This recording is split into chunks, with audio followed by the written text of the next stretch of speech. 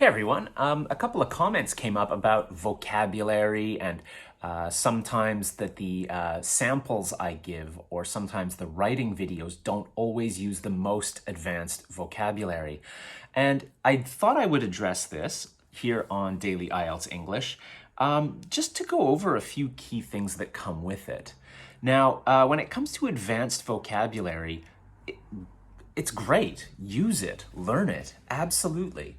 I do get a little bit frustrated or concerned when I see people just try to teach like very advanced vocabulary without understanding that if you're going to use advanced vocabulary, high level vocab to get that 8 or 9, it's not just the words, but it's the ideas that will come with them that will be important.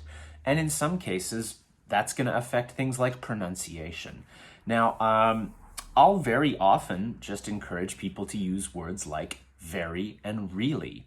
So if you wanted to say something is really important, that's perfect. That's fine. Just use word stress when you do it.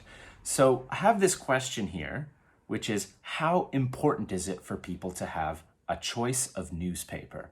So they're asking, should we have lots of different options for newspapers? And you could answer by saying, it's really important. Or you could answer with, it is critically important.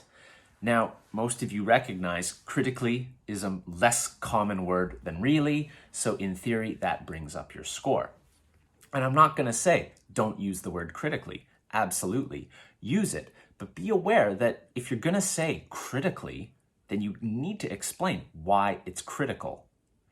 So even if you just use the word, that might be okay, but do try to really understand that the word critical kind of means that if we don't have a range of choices in newspapers, we're going to have very serious problems.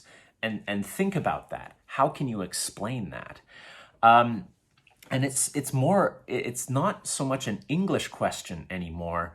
It's a society question. It's a sociology question. It's an economics question.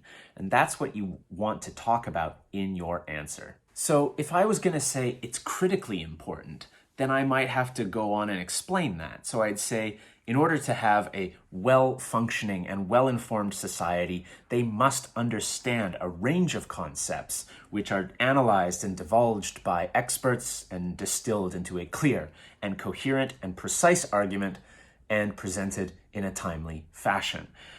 This is essential to ensuring that citizens are able to make effective decisions and judgments about how to go about their lives responsibly, and this is all important to have a healthy society and even a healthy democracy.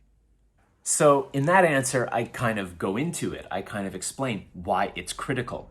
It sounds as if we don't have a range of newspapers, the world's going to end. Now, again, you could probably get away with just saying critical and not really thinking about it, and that's fine. I would simply recommend that you use the word critical to make yourself think what makes something actually critical. And of course, add a bit of word stress. On the other hand, you could just simply stick with a word like very. It's very important. If you don't have a range or choice of newspapers, you'll only be exposed to one side or one perspective of global or local news. This is going to be problematic because you need to make informed decisions about your work, about your family life.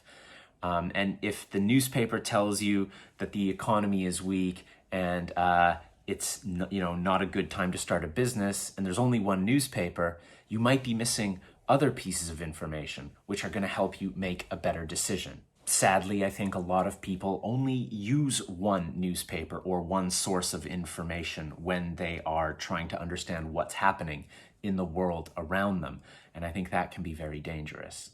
That's all for today, you guys. I just wanted to talk a little bit about how, words like critical aren't just words, but they're trying to teach you ways of thinking. Very simple, very short, and in an IELTS speaking test, both of those answers would be fine. So just remember, use the word critical not just to improve your score for vocabulary, but also to help improve your task response. how you actually answer the question. Really simple. Have a good day. Good luck. Remember, language is a habit. So practice till you get it right, and then keep going till you can't get it wrong. And I'll see you tomorrow.